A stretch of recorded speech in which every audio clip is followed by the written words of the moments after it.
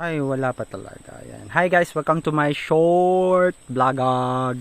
So yun, magtatanim-taniman tayo kasi pangarap ko talaga maging farmer nung araw. Una pintor, ngayon farmer, tapos naging NA ako ngayon. Iba na yung pangarap ko, magpayaman. So ngayon, ito yung buto ng mga rambutan. So according to my father, wala daw pahirapan yung sarili ko. Tapo ko na lang daw dito sa kali. Ay yung kali, ibig sabihin kanal. Kanal na ginawa ng nature. So yun, tatapon natin siya dito. As an evidence, ayan, may kubo doon. Kuprasan. So evidence lang to na ako nagtanim. So baka may magreklamo, bakit ko lang hinagis? Nung panahon, di naman uso yung yuyuko ko para magtanim.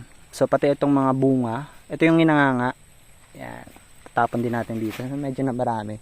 So meron ditong ilan, yung tatlo, doon ko itatanim sa tinetenants na lupa nila papa sa taas, bandang taas, para may reservang ano tayo. Reservang punla doon. So hopefully tumubo tong mga halaman na to.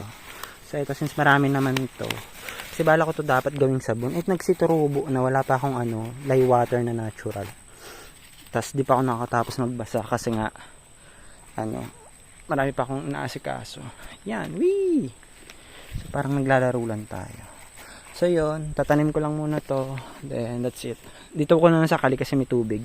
Kung dito kasi possible na mamatay, obligado akong diligan. Patag-araw na yung papasok na panahon kasi tapos na yung season ng tagulan. So yun lang. Bye bye.